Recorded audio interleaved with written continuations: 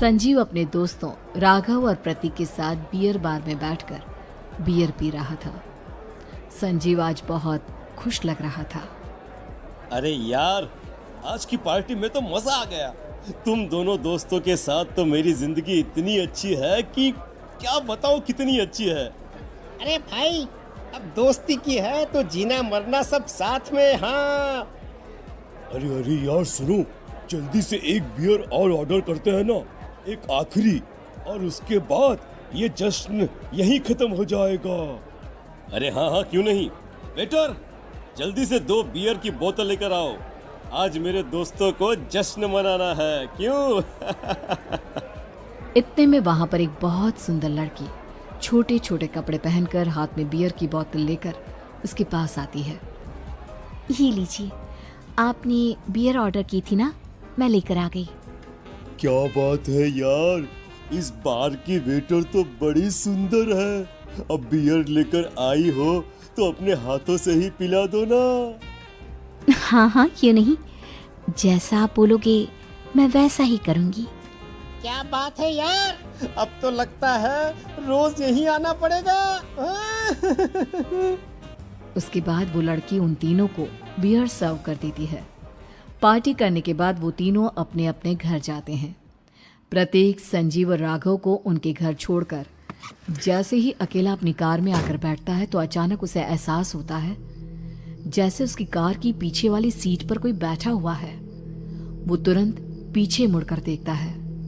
तुम यहाँ क्या कर रही हो? और तुम मेरी कार में कब आई? अरे तुम तो बार में वेटर थी ना। बस ऐसे ही मेरा दिल कर रहा था आपके साथ आपके घर चलने का, इसलिए मैं आपके साथ चली आई।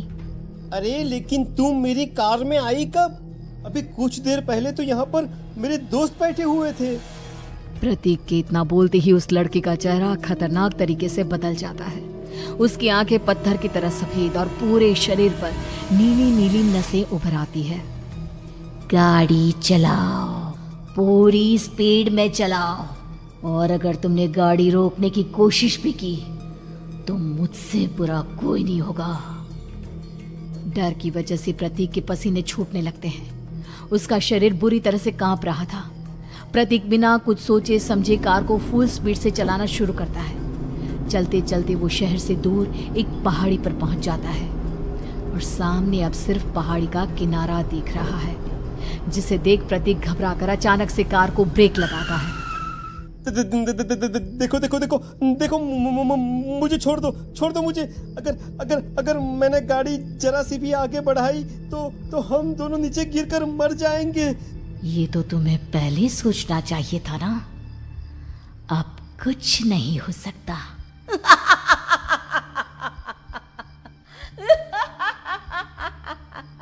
छोड़ दो मुझे।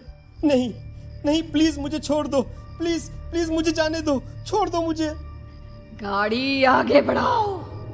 और तभी अचानक से बिना प्रतीक के स्टार्ट किए उनकी कार आगे बढ़ती है और गहरी खाई में गिर जाती है। उसके चीखने की आवाज एक चारों तरफ सुनाई देती है।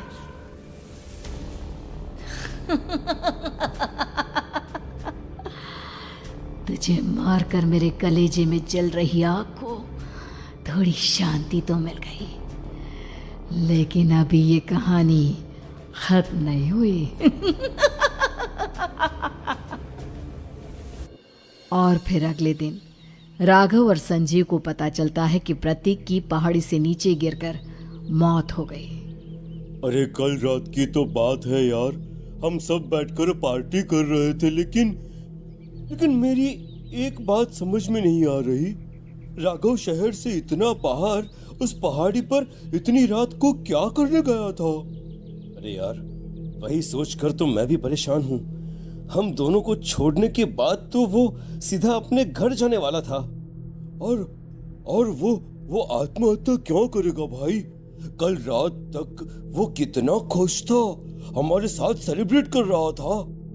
हाँ, लेकिन पुलिस ने तो यही कहा है कि प्रतीक ने अपनी कार को जानबूझकर पहाड़ी से नीचे गिरा दिया और आत्महत्या कर ली। अरे यार संजीव, मेरी तो कुछ भी समझ में नहीं आ रहा है। चल ठीक है, अब मैं अपने घर जाता हूँ। Okay bye. राघव अपने घर में अकेला था। दोपहर का वक्त था। तभी दरवाजे की घंटी बजी। कौन है? अरे 1 मिनट रुको, अभी आता हूँ। राघव ने जैसे ही दरवाजा खोला उसने देखा कि सामने एक बहुत खूबसूरत लड़की खड़ी हुई है। कौन है आप और यहाँ किससे मिलने आई है? देखिए ना, बाहर बारिश शुरू हो गई थी, मेरी गाड़ी खराब हो गई है। आपका घर नजर आया तो सोचा कुछ हेल्प ले लेती हूँ। क्यों नहीं, आइए ना, आइए आइए। मेरे कपड़े पूरे भीग चुके हैं, क्या आपके पास टॉवेल मिलेगा प्लीज?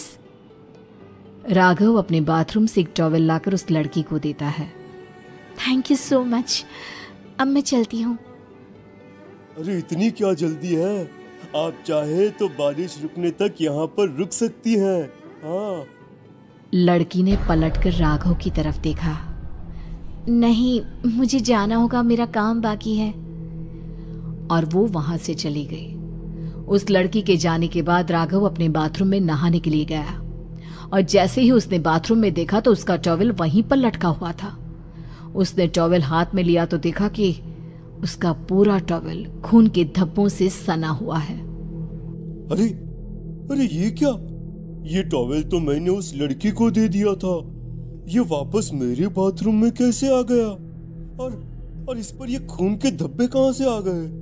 राघव ने आईने में देखा तो उसकी गर्दन पर एक बड़ा सा चाकू का कट लगा हुआ था जिससे खून बह रहा था, जिसे देख राघव के होश उड़ गए। हाँ, अरे ये क्या? मेरी गर्दन इतनी ज्यादा कटी हुई है और मुझे दर्द भी नहीं हो रहा है। ये क्या हो रहा है मेरे साथ?